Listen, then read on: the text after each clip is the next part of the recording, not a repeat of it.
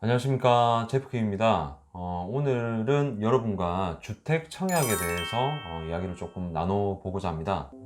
다주택자이신 분들이나 이제 청약을 사실 크게 필요 없으신 분들도 계시겠지만, 그래도 현재 무주택자이거나 그 다음에 1주택자인데 이렇게 이제 그 다음 주택을 또 알아보시는 분들, 이렇게 실거주 겸 투자를 생각하시는 분들, 청약에 이미 관심이 좀 많으실 것 같아요. 그런데 아직까지도 나이가 이제 충분히 많으신 분들이 의외로 청약에 대해서 전혀 관심이 없으신 선배님들이나 이렇게 형님, 누님들이 많으신 것 같더라고요. 그리고 또 아는 부분도 있고 모르는 부분도 있는 것 같아서 제가 조금 필요한 부분들 정리를 한번 해봤습니다. 그래서 끝까지 영상 봐주시고 도움이 조금이나마 되셨다면 구독과 좋아요 이렇게 함께 해주시면 너무 감사하겠습니다.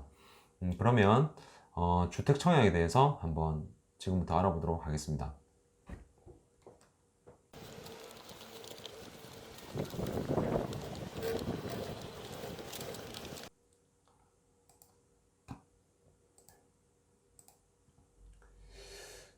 주택 청약에 대해서 이제 주택 청약을 준비할 때 필요한 것들에 대해서 한번 알아볼 텐데요. 오늘 제가 설명드릴 것은 바로 이제 총 한 5가지 정도 주제입니다. 1순위 기준입니다. 1순위 기준. 그리고 주택 청약을 하기 위한 입주자 저축의 종류입니다. 그리고 전국 예치금, 주택 청약 통장에 들어가야 될 예치금 기준, 그리고 민간 분양 배정 방식, 그리고 가점제와 추첨제에 대해서 이렇게 설명을 좀 드려보겠습니다. 일단 그냥 크게 이제 국민주택에 투자를 할 것이냐, 청약을 할 것이냐, 그 다음에 민영주택에 투자할 것이냐, 이 차이인데요. 우리가 흔히 생각하는 이제 청약은 민영주택입니다. 그래서 우리가 흔히 아는 건설사들, 뭐 레미안, 그다음에 뭐 롯데캐슬, 뭐 브랜드들 많죠. 푸르지오, 뭐 예. 여러 가지 아무튼 엄청나게 많은 브랜드들이 있는데 이런 이제 민영주택, 민간 개발 건설사를 통해서 분양을 받고 어쨌든 여기에 청약을 하는 민영주택입니다. 그리고 국민주택이 있는데요. 국민주택은 이제 국가기관입니다. 국가나 지자체, 그 다음에 LH 등을 통해서 국가기관의 자금을 통해서 건설이 되는 주택을 국민주택이라고 크게 나눠 쉽게 생각하시면 그렇게 나눠 보시면 될 것 같습니다. 그래서 우리가 이제 국민주택 규모라는 게 있는데 그게 이제 85제곱미터 이하의 주택인데요. 이 주택이 무조건 이 주택의 규모라고 해서 민영주택에 해당되는 건 아니에요. 이 큰 민영주택과 국민주택의 구분의 성격은 주체와 자금이라고 보시면 됩니다. 일단 간단하게 생각하시면 그렇게 되고요. 민영주택과 공동주택의 이 공통점이 있습니다. 공통점이 각 지역별로 있는데 청약통장 가입 후에 일단 가장 기본적인 지역은 수도권에 같은 경우는 1년 이 경과가 돼야 되고요. 그 외의 지역은 6개월이 경과해야 됩니다. 그래서 여러분이 수도권에 살고 계시다면 기본적으로 1년이 경과돼야 되고, 그리고 수도권 외의 모든 지역은 거의 6개월이 경과돼야 된다라고 보시면 되고요. 그리고 투기가열지구와 청약가열지구가 있습니다. 이 투기가열지구와 청약가열지구는 가입 후에 2년이 이제 경과돼야 된다는 것 정도 보시면 될 것 같아요.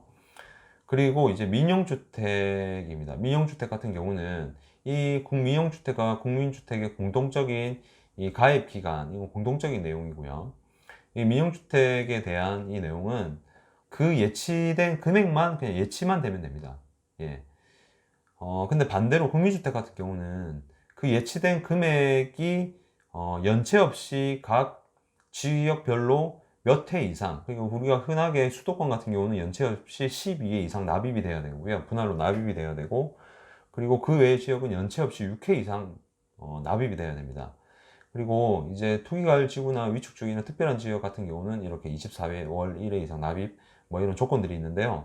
민영주택 같은 경우는 무주택자 또는 1주택자에 한해서 이제 지원이 가능합니다. 민영주택은. 하지만 국민주택 같은 경우는 1주택자이면은 아예 지원이 안 되고요. 무주택자일 경우에만 지원이 되죠. 그리고 해당 지역 거주 2년 이상이 돼야 되고, 공통적인 건 5년 내에 재당첨 권한이 주어지지 않습니다. 그래서 민영주택 같은 경우는 여러분들께서 특별히 분할 납입을 하지 않아도 나중에 이제 예치 금액에 대해서 설명을 드릴 텐데, 이 예치 금액이 얼마 이상 됐을 경우에 그 해당하는 기간만 지나면 여기 나와 있는 공통적인 기간, 그리고 무주택자이거나 1주택자일 경우라면은 이 조건이 해당이 되는 겁니다.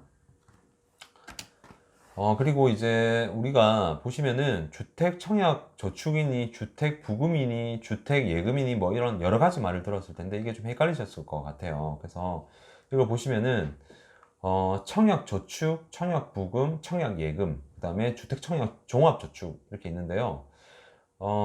주택 청약 저축과 부금 예금은 지금 현재 이제 신규 가입이 현재 중단되어 있습니다. 그래서 주택 청약 종합 저축으로 통합돼서 지금 현재 가입을 받고 있습니다. 그래서 일단 우리가 지금 보시는 거는 주택 청약 종합 저축이라고 보시면 돼요. 그래서 누구나 가입이 가능하고 매월 일정액 이상, 그리고 일시불 예치 가능하고 월 2만 원에서 50만 원 분할 납부가 가능하고, 그 다음에 1,500만 원까지 일시 납입이 최대로 가능합니다. 대상주택은 모든 주택에 청약이 가능한 거고요. 청약 저축과 청약 부금, 청약 예금이 있는데, 청약 저축 같은 경우는 대상주택이 공공기관 건설주택에 대해서 청약을 할 때 가입을 하는 겁니다. 가입을 했던 거고, 그 다음에 청약 부금은 국민주택 규모 이하 85제곱미터 이하의 민영주택에 지원을 할 때 가입을 했던 통장이라고 보시면 되고요. 청약 예금 같은 경우는 모든 민영주택에 규모 상관없는 모든 민영주택에 지원을 했던 통장이라고 보시면 됩니다. 그래서 지금은 이 모든 제도가 구분돼서 진행되고 있지 않고 청약, 주택청약, 청어, 종합저축에 납입 횟수라거나 가입 기간, 청약 예치금 뭐 이러한 구분을 둬서 국민주택이나 민영주택에 이렇게 지원을 한다, 청약 지원을 하게 된다 라는 것이죠.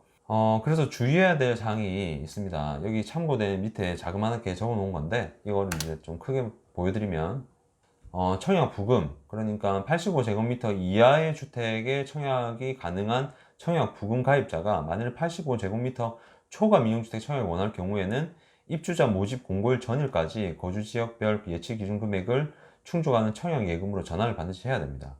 그리고 청약 저축 가입자가 청약 저축 가입자는 이제 공공기관 건설주택에 청약이 가능하다고 했잖아요.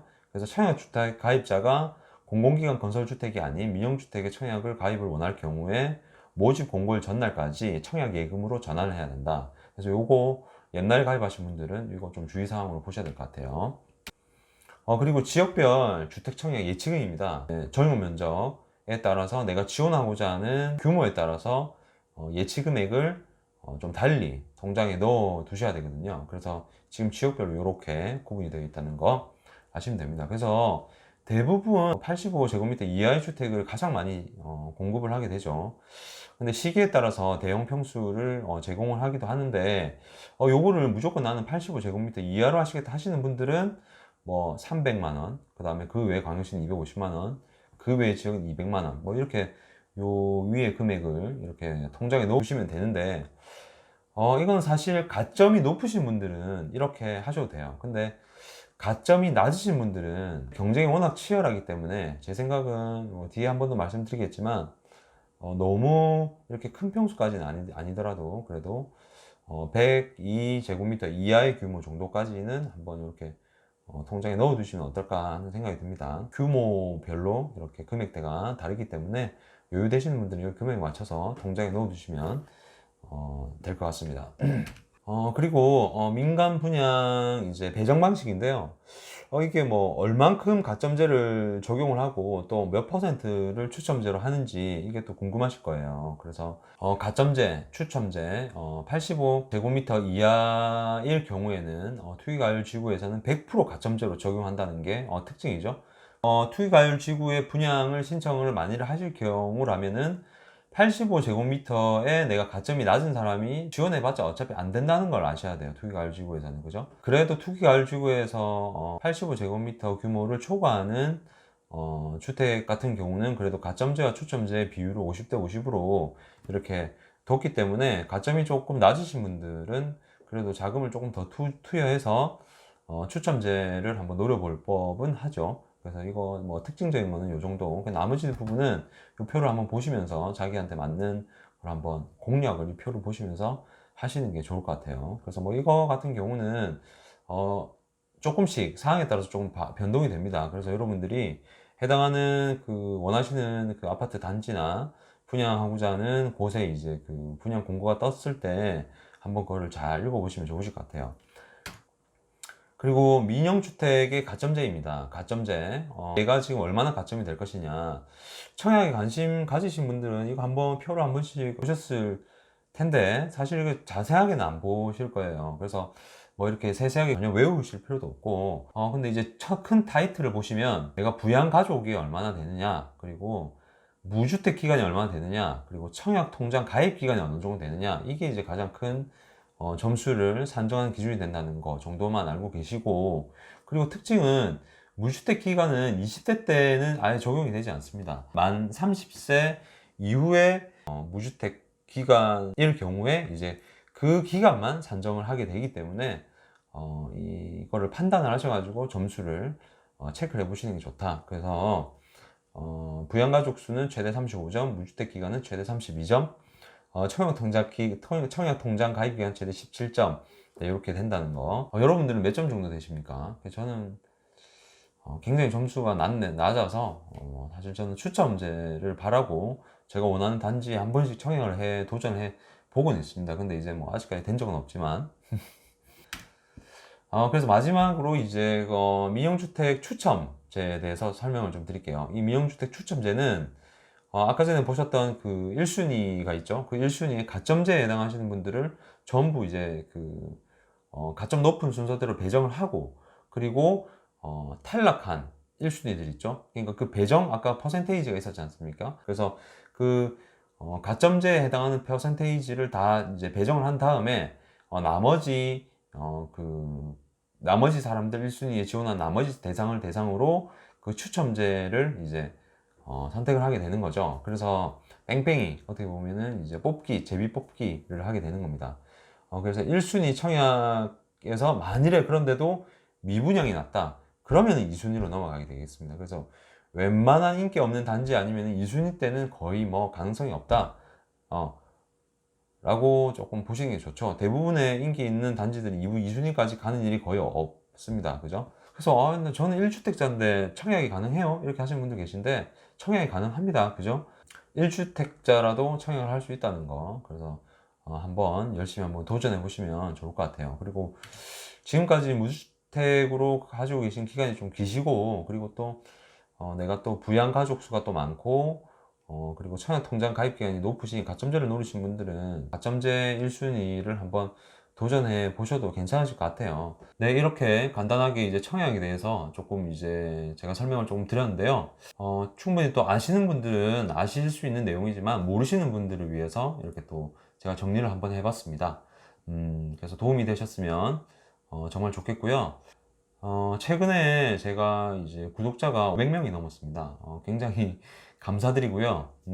정말 감사하죠. 그래도 제 채널을 이렇게 궁금해 하시고, 구독을 해주시고 계신 분들이 저는 정말 고맙고, 한번 꼭 기회가 되면 다 뵙고 싶어요. 그래서 뵙고, 정말 제가 아직까지, 유튜브를 한 지는 얼마 안 됐지만, 이렇게 구독자분들이 이렇게 조금씩 늘고 있다는 게 너무 신기하고, 앞으로도 조금 더 열심히 좋은 자료를 만들어야 되겠다, 이런 생각이 듭니다. 아무튼 오늘 주택 청약에 대해서 알아봤는데 도움이 되셨기를 진심으로 바라고, 도움이 될 만한 내용들을 앞으로 또 말씀드리도록 하겠습니다. 네, 지금까지 우리들의 제프형 제프킴이었습니다. 감사합니다.